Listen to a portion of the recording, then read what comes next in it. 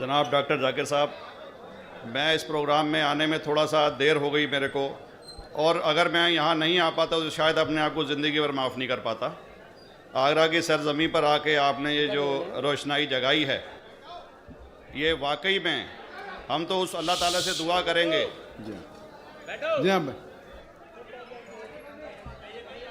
अल्लाह ताला से दुआ करेंगे कि आप जैसे 10-20 और नेक दिल और इतने पढ़े लिखे, इतने इंटेलेक्चुअल आदमी और पैदा करें, जिससे कि जाके आप भारत का कोना कोना, देश का कोना कोना रोशन करें।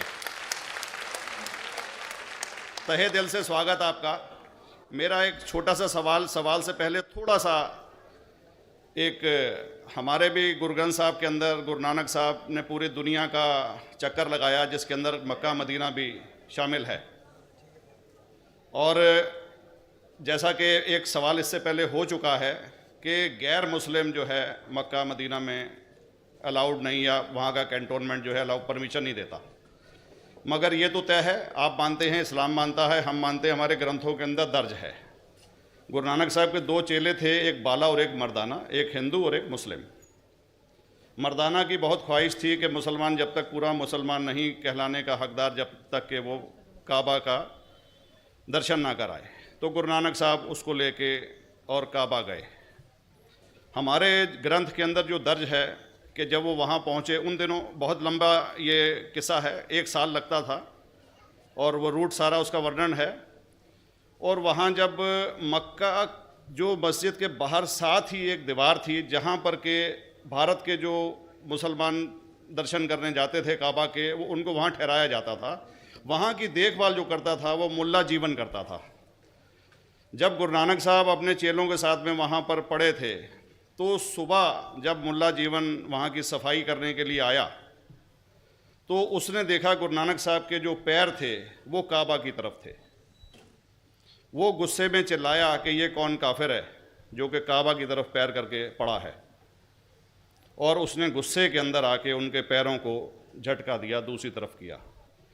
तो हमारे ग्रंथ के अंदर दर्ज जो किस्सा है उसके अंदर ये है कि काबा भी उस समय हिल गया। जिधर गुरु नानक के पैर जाते थे काबा उधर मुड़ता था। तो वो ज़ोर से चिल्लाया, ये कोई हज़रत है, ये कोई औलिया है। तो उस समय के जो काजी थे मक्का के, काजी रुकनुद्दीन साहब थे, और शाह शरफ, कई हस्तियों के नाम हैं उसमें। तो मैं ये जानना चाहता हूँ कि ये वर्जन को आप मतलब एग्री करते हैं, और करते हैं तो इसका हमारे मुस्लिम ग्रंथों के अंदर किस तरीके से उल्लेख है, ये कृपया बताएं। भाई साहब ने एक सवाल पूछा अपने गुरु ग्रंथ साहिब के मुतालिक, और अल्हम्दुलिल्लाह मैं भी गुरु ग्रंथ साहिब पढ़ चुका हूँ। और जिस तरीके से, क्योंकि वक्त मुख्तसर सा होने की वजह से मुझे वक्त नहीं मिला कि गुरु ग्रंथ को भी कोट करूं।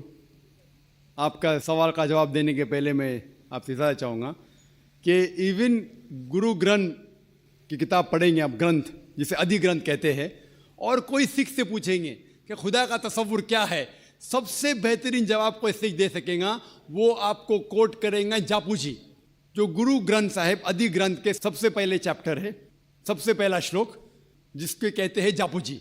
इसके मानी है कि God is true, he is only one, he is not begotten and is free from fear and want. क्योंकि मैंने अंग्रेजी में पढ़ा हूँ, इसलिए मैं अंग्रेजी में उसे कह रहा हूँ कि खुदा एक ही है, वो हक है, और वो ना किसी को जना है ना किसी को जनेगा, और वो इमॉर्टल है, ना कभी मर सकता है। और इसको सिखिज्म में जो खुदा को कहते हैं Omkara, in manifest form he is Omkara, and unmanifest form he is एक ओमकारा। और कई इसके एट्रीब्यूट्स है, मिसाल के तौर पे परवरदिगार, अकल, और उसे रहीम कहा गया है, Wahe Guru as one God कहा गया है, और it is strictly against idol worship and अवतारवादा। भाई साहब का सवाल था कि उनने ग्रंथ में पढ़ा कि गुरु नानक साहब मक्का के, और उनका पैर काबा की तरफ था, और कोई मौलवी ने पैर को हिलाए और काबा हिल गया।